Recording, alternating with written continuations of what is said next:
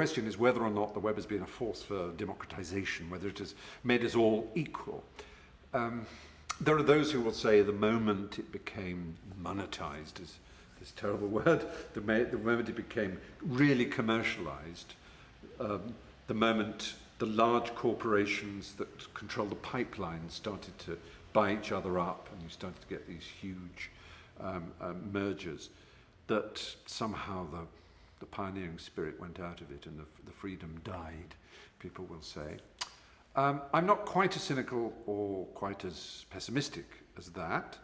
I do genuinely believe there is a dispensation in politics in the West, that the focus, the weight of authority has shifted, that it used to be the ballot box was the way people expressed themselves.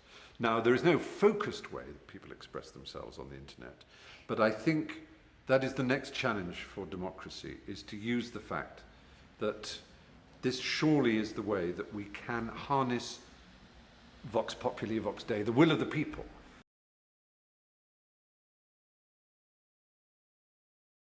The web's democratic in one way and distinctly undemocratic in another way, and I think a lot of the confusion about the political ramifications have to do with that one word having so many meanings.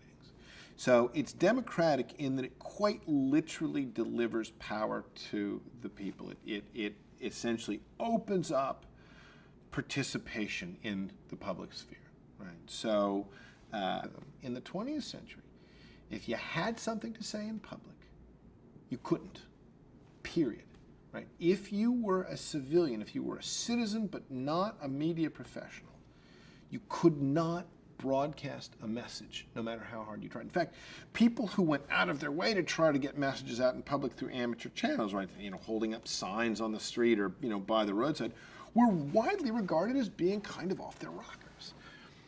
And that change. That change is enormous, that anyone who wants to participate has at least the means to participate is a huge change. So in that sense, the word democratic, the web has been this huge increase in the participatory logic of the media environment. Social technology is going to have a massive impact in terms of how people organize politically, what they do economically, and how they express themselves as being unique individuals in a social way. Yeah, I don't think it was just about the Huffington Post. I think it was really an acknowledgement of the role that new media had played in the election of Barack Obama. I mean, I would argue that were it not for the internet, Barack Obama would not be president.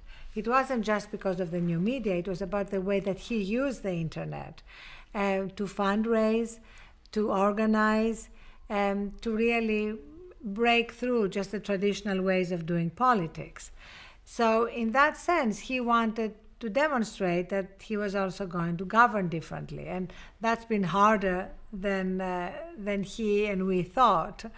And there are still many attempts being made, to have a White House website that is much more transparent, to continue using the millions of people that had come together during the campaign to organize for legislation.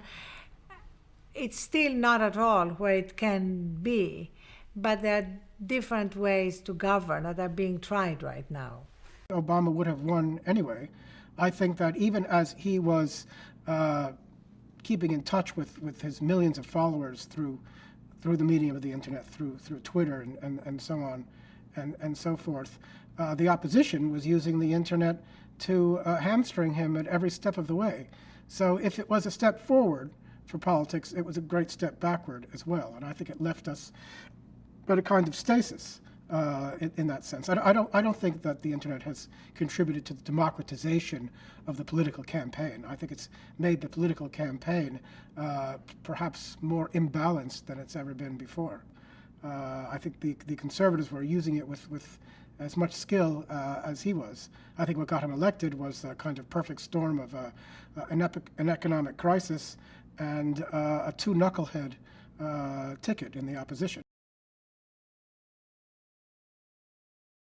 There's been a debate not just since the history of the internet, but really since the history of the computer age, is how would computers develop? Would they empower individuals, or would they empower the state? And so if you go back to the 1950s and 1960s, you have sort of the classic science fiction narratives where you have like a supercomputer that's running a planet. I believe there's a Star Trek episode from the original Star Trek where you have the planet Beta, where you have these docile citizens that are controlled by a single computer that's sort of incarnates the thoughts of somebody who lived 8,000 years ago. He still sort of runs the planet. And that was sort of this vision of the computer revolution as leading towards centralization of power. But then I think starting in the late 70s into the 80s, this very alternative vision of the computer revolution developed, which was, I think, started with the personal computers, that computers would be a vehicle not for empowering the state, but for empowering individuals and giving them more information and more knowledge about what happened. And in some ways, the internet revolution of the late 90s and 2000s, I think, was sort of a culmination of this sort of revolution in information technology where the information just became too much for the state to handle, and you had to decentralize power. And this is in some ways, there's a version of this which was the story of the fall of Eastern Europe and of communism, where basically things like the spread of fax machines enabled people to find out what was happening and to circumvent the official truths promulgated by institutions like Pravda in the Soviet Union. And at that point, it gradually unraveled when people learned what was really going on. And I think in some ways the internet was just a culmination of that process. The internet is a world, on the one hand, where a lot of young men, and they tend to be young men, spout a lot of nonsense, in my view, about democratization and egalitarianism and the opening up of everything. On the other hand, these young men are becoming infinitely rich and powerful. What would I say to the people who are sitting in front of their computers, believing in revolution? I think I would say the same thing as those people in the 16th and 17th and 18th century who went to church and who believed in universal redemption or realization in heaven.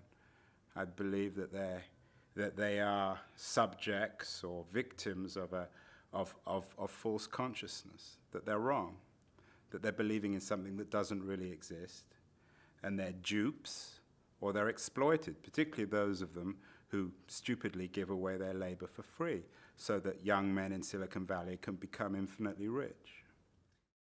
I think the web will really take on the contours of what culture has always been. There'll be hierarchies, there'll be elites, because we live in a democratic, vigorous society. There will be many doors open to people. Democracy, the democratic vitality will still rule American culture, but there will be the same restrictions, the same exclusive niches that there have always been. There may be more, there may be fewer of them. That remains to be seen. I'm sure that the internet will look nothing like it looks like now, nothing like it is now. But certainly the democratic vitality of American culture is going to be counterbalanced by the same old greed and myopia and short-sightedness. The same old greed and myopia that it's always been. You can't own free speech. And, I saw this very early. This was actually not an EFF issue. It was something that I identified. I wrote a piece for Wired magazine in '93, which called The Economy of Ideas. And I recognized that the only reason that copyright had worked was because it was hard to make a book. And that suddenly anything that a human being could do with his or her mind would be infinitely reproducible at zero cost and infinitely distributable. And given that there is a fundamental quality in human nature that likes to share information, I mean, if you think something is cool or interesting, what's the first thing you want to do with it? Mm-hmm. Tell everybody you like. The powers that had been suddenly saw copyright as being a splendid way to control this scary new liberty. That exerting powerful controls on owned word would be the real method of clamping down on this thing. Outside of raw weaponized force, the principal way in which power exerts itself is by creating reality distortion fields around the control of information.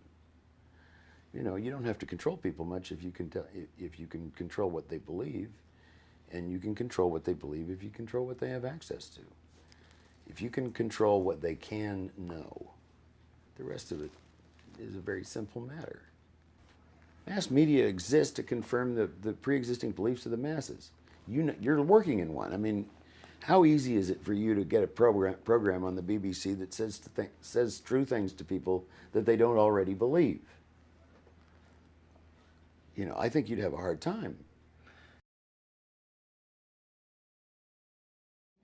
Democracy is for creating a playing field and a set of rules for factions to contend with each other. So the web is really good at factionalization and special interests and empowering people to have incredibly loud arguments all hours of the day and night. But it's not at all good at figuring out of the massive signal that argument generates what any group of people should do. And that's because that second thing isn't a technological problem.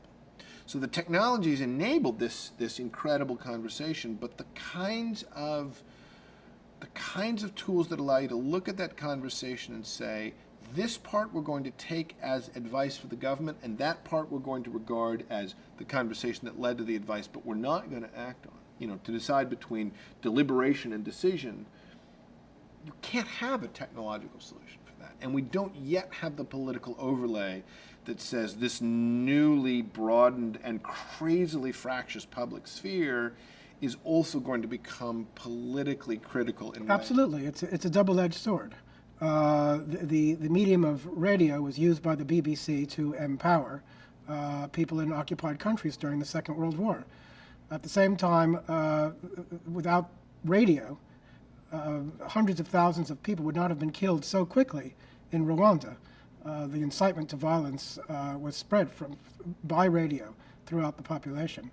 So, like all technology, it's a double-edged, triple-edged. The sword has multiple edges. Despite what the boosters of the internet say, technology, no kind of technology is a cure for human nature.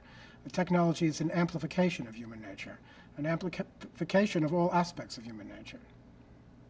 Well, I think that I think the outcome will be one or the other. So it will be that it's likely we either have a far more powerful state that uses technology to control things, which is in some sense a culmination of what's happening in China to some extent, or we have a place where the technology sort of circumvents existing power structures, which I think has been happening in Western Europe and the United States.